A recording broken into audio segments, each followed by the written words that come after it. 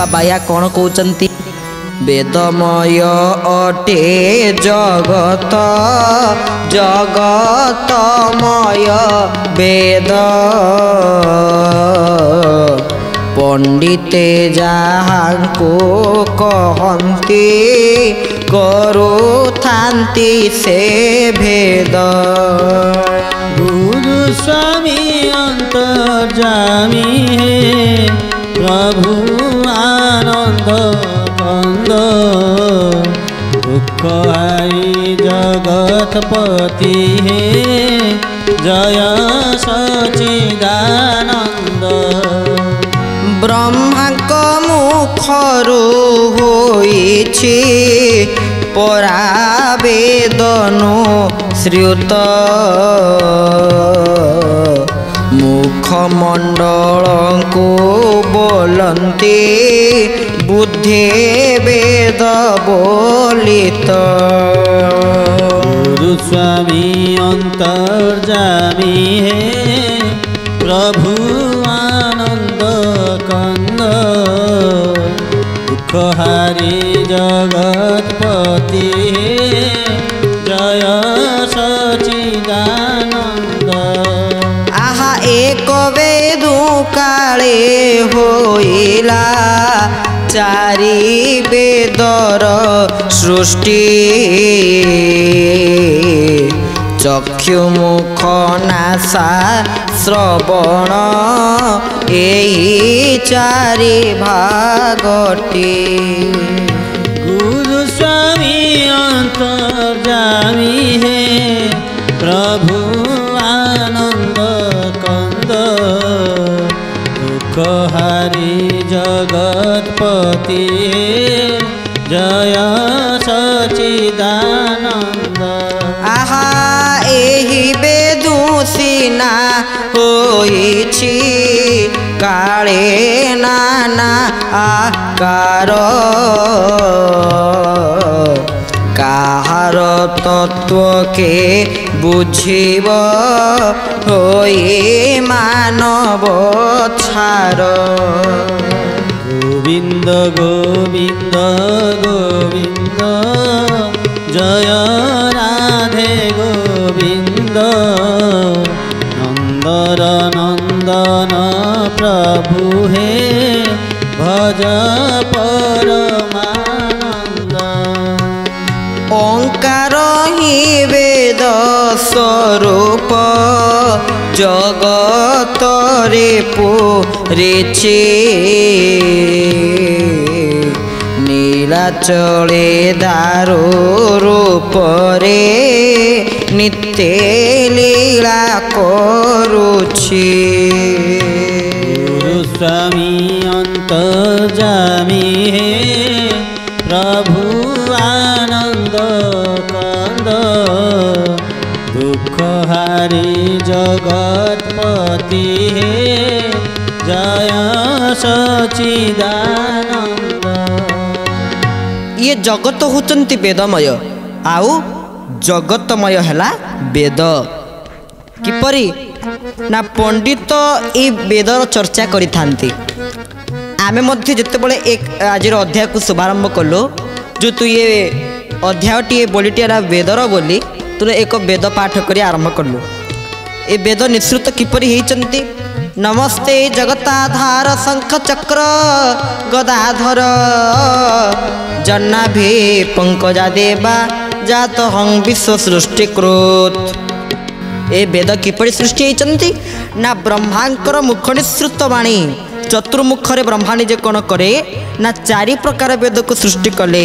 आउ के कहती मध्य आमर वेदर जो चारि भाग बाबा बाया भी लिखिले कहले आम वेदर चारि भाग कौन ना चक्षु प्रथम द्वितीय है मुख तृतीय है नासा चतुर्थ है कर्ण आम शरीर यही चारोटी अंग को मध्य चारि प्रकार वेद नाम नामायित करा जाई थांती से बाबा भाई लिखिले चक्षु मुख नासा श्रवण ए चारि भागटी को वेद काले होइला चारि वेदरु सृष्टि स्वामी अंतर्जामी हे प्रभु आनंद कंद दुख हारी जगतपति हे जय सच्चिदानंद। बोल भक्त वत्सल भगवान के गोटे वेदर चारि वेदर सृष्टि ताले से कौ गोटे वेद से वेद कौन अति बड़ी श्री जगन्नाथ दास भागवत रे कहउचंती ताले से गोटे वेद जो वेदर चारिटी वेद सृष्टि हेले से वेद जनक किए भागवत रे लेखा अछंती ओंकार रूपे थिला वेद केहि न जानी पारे भेद। गोविंद गोविंद गोविंद पदु गणुची मकरंद। ओंकार रूपे थिला वेद केहि न जानी पारे वेद। गोविंद गोविंद गोविंद पदु गणुची मकरंद। बोले भक्त वत्सल भगवान के कहउचंती ओंकार रूपे थिला वेद केहि न जानी पारे भेद। ओ ओंकार रूप रे वेद थिले वेदर भेद को केही भी जानी पारि नथिले तो ओम गुप्त भाव रे गोटे वेद ए ओम रु चारि वेद बाहरिले बोली कहउचंती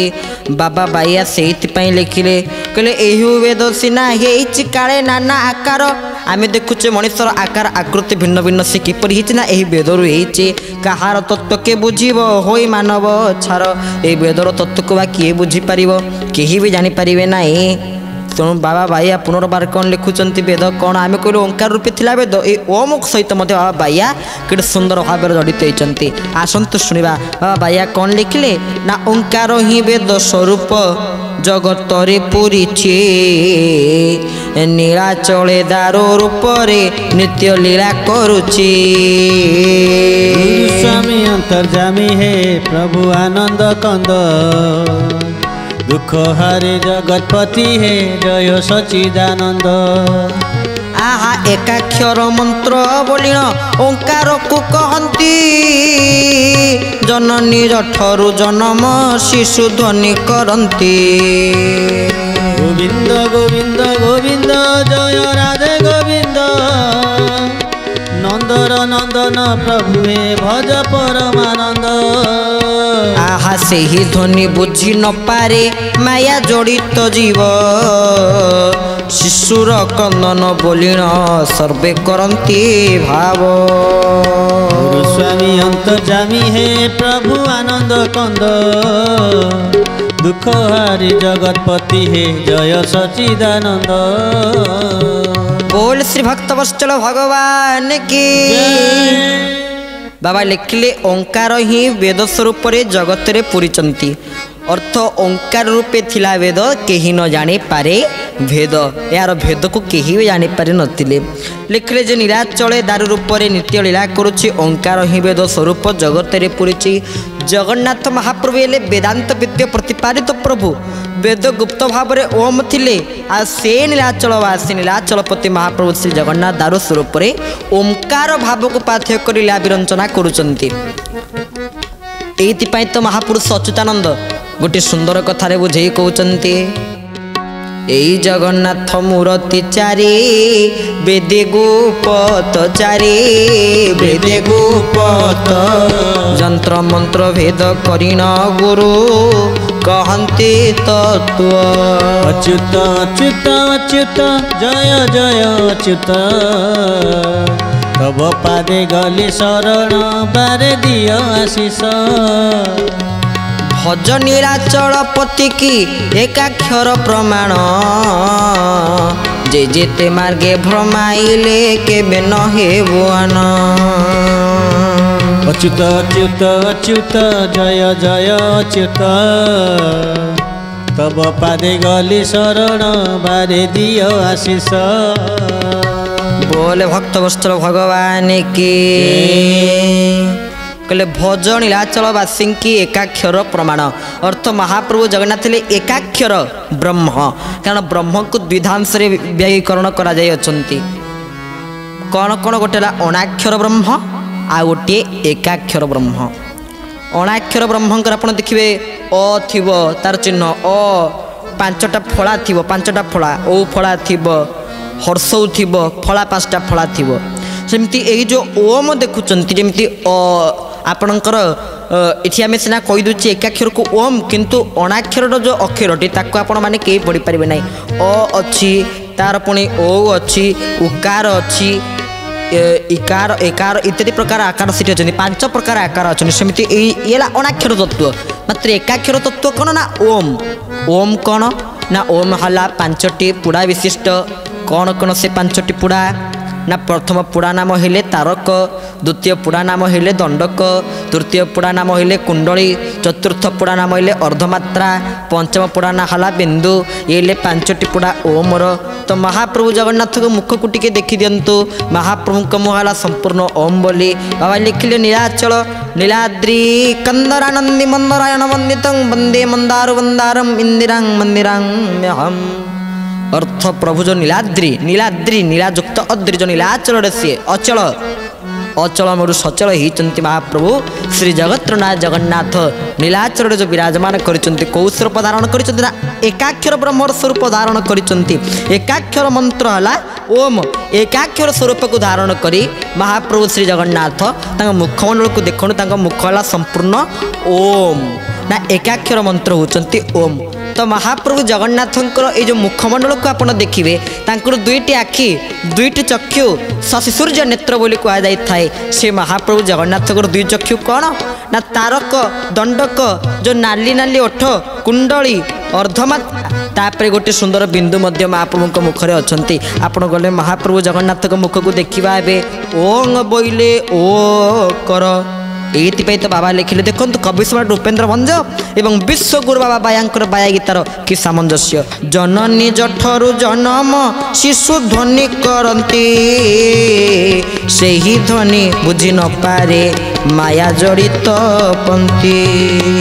गुरु स्वामी अंतर्जामी हे प्रभु आनंद कंद दुख हारी जगतपति हे जय सच्चिदानंद एकाक्षर मंत्र बोलीन ओंकार को कहती जननी जठरु जनम शिशु ध्वनि करती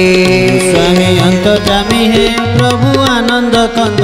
दुख हारी जगतपति हे जय सच्चिदानंद से ही ध्वनि बुझी न पारे माया जड़ित जीव शिशुर क्रंदन बोलीन सर्वे करती भाव गोविंद गोविंद जय राधे गोविंद नंदर नंदन प्रभु हे भज परमानंद बोले भक्तवत्सल भगवान के केड़े सुंदर कथा कहते अ उ म ये हेले तीनोटी अक्षर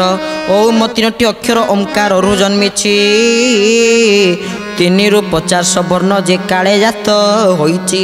जननी जठर जेते बळे मनुष्य जन्म होता है आगे केमिति कांदे ओ हिकरी कांदे ओ हिकरी कांदे आ ताकू बुझापी माँ बापा जी था पाखे ओ जो छुआ कांदु थाए ओ हो जाती अर्थ यार तत्व कौन आम जन्म हेले तो आमर मुखमंडल ओम रे गढ़ा से आम मुखर जो ध्वनि निःसृत हेले ताकू ओम बोले नामायित करागला बाबा बाया कड़े सुंदर कथा ये कहते कहले ए ओम आहरी व्याख्या कर बाबा बाया देखिले ओम 3टी अक्षर ओंकार जन्मिछि ओम को मध्य 3टी अक्षर विभागीकरण करा जाय अछंती अ उ आ गोटे म ए ओम ठारो 50 वर्ण जात होइचंती बोले बाबा बाया लिखिचंती ए 3टी वर्ण 50 गोटी वर्ण जात होइचंती आ अक्षर अक्षर जोगरे हेला शब्द जात अक्षर आ गोटे अक्षर राम 2टी अक्षर जोगरे कौन हला ना शब्द जात हेला जा फल यही शब्दर संजोगे सीना वेद वेदांत यही शब्द जी विराजमान कले सी हेले शब्द ब्रह्म शब्दरू आसुवा नादरे जी विराजमान कले सी हेले नाद ब्रह्म तो प्रभु हेले स्वयं वेदांत विद्या प्रतिपादित प्रभु बोले बाबा बाया कहते देखंतु ये हेला वेदर सारगर्भक तत्व अर्थ वेद हेले साक्षात किए ना ओम ताले महाप्रभु जगन्नाथ किए ना ओम आपण मैंने जिते मंत्र जानी था यदि कौन सी मंत्र पूर्व ओम को आप बसई ना ताले से मंत्र कार्यकारी हम ना। ओम को सदा सर्वदा ओम ओम जब आप ओम करेंगे यही समय आगे सर्वप्रथम अ उच्चारण हम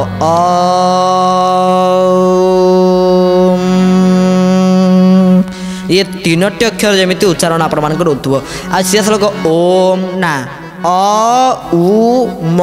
ये तीनोटी अक्षर को नहीं ओम गठित एवं ए ओ उ मठु 50 अक्षर सब जात होती तो शब्द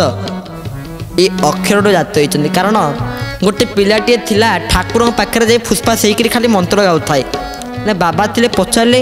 कहले अरे मुझे बाबा जी कि मत जी मंत्र जना ना ये छुआटा या एत मंत्र जना कि 5 मिनट आने कौन खाली खाली फुसरु फसरु डाकिले प्रार्थना सैला पर डाकिले कहले कौन तू डाकुचु ना मैं एकाथरे अठु क्ष जाके सब तक अक्षर ठाकुर पाखे कहीदे कारण से तो सब मंत्र से अक्षर भितर अच्छी मंत्र तो मोर मन रही से अठु क्ष जाके मन अच्छी सब अक्षर जाके ठाकुर पाखे कहीदे सब अक्षर भितर आपणकर से मंत्र अच्छा सबुठ श्रेष्ठ मंत्र होती ओम आ ओम व्याख्या से बाबा पंचम बलि कले आपण मैंने टिके जो मानकर स्मरण शक्ति वृद्धि होवार थाए पद्मासन पकई ओम करंतु ब्रह्मनाद या ब्रह्मनाद बोली मध्य कह जाए ओमकार शिव को आप देखिए शंकर भगवान सी सदा सर्वदा कौन करते न ध्यानम ध्येयम सदा परिभवगनम भीष्टदोहं तीर्थं पदं शिवविरिनिचिन्तं शरणं वृत्त्यार्थं प्रणतपाल भवाब्धिपौतं वंदे महापुरुषते चरणारविंदम ओम सदा सर्वदा ध्यान करुथान्ते काहाकू ना परमात्मा भगवान को ध्यान रे आणुथान्ते ए ओम को जप करी से भगवान को ध्यान रे आणंती ओम को जप करी भगवान श्री शंकर भगवान श्री शिव तो बाबा आपण देखते लिखिले नाना जाति शास्त्र पुराण अटे वेदर शाखा मूल को तेजिन डाल रे ब्रह्मुथा आंति बोका गोविंद गोविंद जय राधे गोविंद नंदर नंदन प्रभु हे भज परमानंद नाना जाति शास्त्र पुराण अटे वेदर शाखा मूल को तेजिन डाल रे ब्रह्मुथा आंति बोका गोविंद गोविंद गोविंद जय राधे गोविंद नंदर नंदन प्रभु हे भज परमानंद अक्षर अक्षर जगरे एला शब्द जात यही शब्दर सजोगे सिना वेद वेदांत गोविंद गोविंद जय राधे गोविंद नंदर नंदन प्रभु हे भज परमानंद सेही ध्वनि बुझी न पारे माया जड़ित जीव शिशुर क्रंदन बोलिण सर्वे करंती भाव गोविंद गोविंद गोविंद जय राधे गोविंद नंदर नंदन प्रभु हे भज परमानंद आहा पंडित जहाँकु कहंती करुथांती से भेद ब्रह्मांक मुखरु होइछि परा वेद निश्रुत गुरु स्वामी अंतर्जामी हे प्रभु आनंद कंद दुख हरि जगतपति जय सचिदानंद